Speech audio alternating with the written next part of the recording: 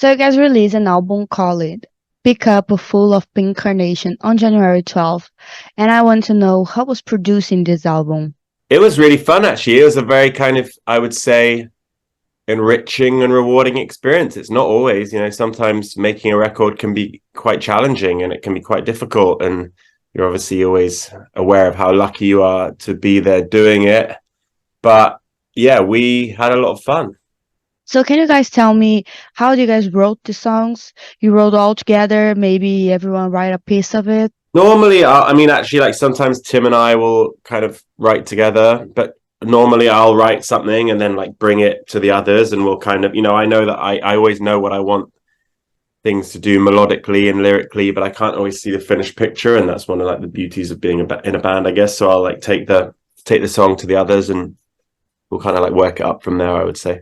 So in this album, we have a production of Andrew Wells, and I want to know how did year come up? How do you guys choose the? So Andrew Wells produced this album, and he was somebody that was recommended to us through a friend. And I went and met him for coffee, and we talked about music, and we talked about the Vaccines music. And I think when you invite somebody into your world, you're looking for them to kind of facilitate and elevate what you do, but not necessarily completely revolutionize it, or that might be what you're looking for. But in this case, I just think we wanted somebody empathetic and someone who could pull out of us what was within us, but we didn't necessarily know how to access. And I think that's what Andrew's so good at.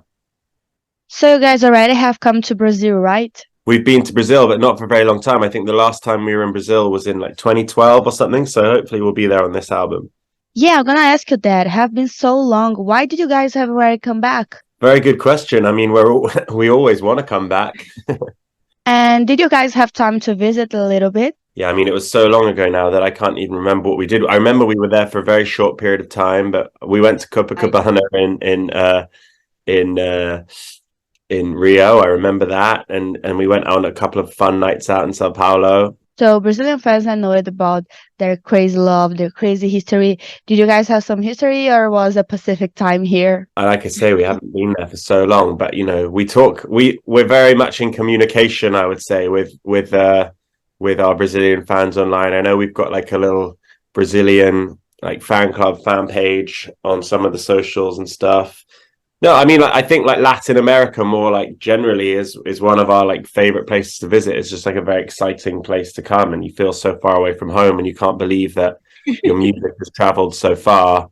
And it always feels like being on holiday. I'm talking about social media nowadays.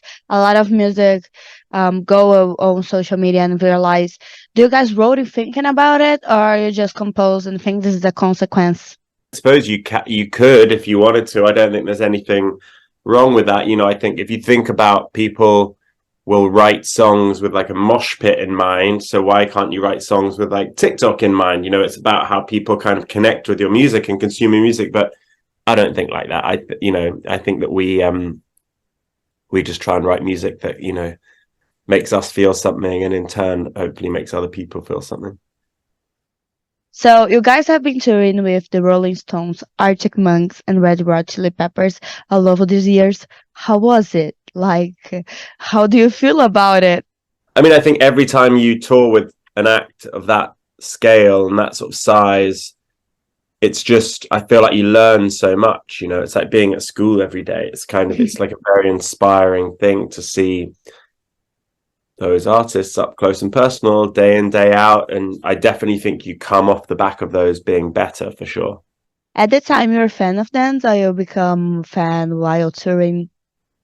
Yeah, of Like course. I music? grew up listening to all of that. Grew up listening to Red Hot Chili Peppers, grew up listening to Rolling Stones, became a fan of the Arctic Monkeys when we were touring with them. Like I said, it's a very inspiring environment to be in, I think. Do you guys release a single called Heartbreak Kid? Do you remember your first heartbreak? I do remember my first heartbreak. I remember it very well. The girl was on my school bus, and it was the first time I'd ever had like a crush on anyone, and she wasn't interested in me, and it was like, and I was heartbroken for weeks. I remember I was devastated. Oh, I'm so sorry about it. How old was you at this time? Oh, I guess I was like 11 or something. I was a little kid, a little baby. So for we finish, let's make a little game. If you make your own rock festival, who will be in the lineup? Or how many people?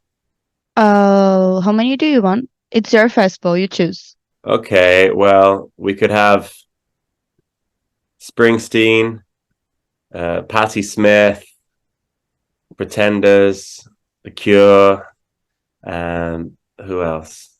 Roxy Music would be good. Thank you so much for your time. It was a pleasure talking to you. 89 na Rádio Rock.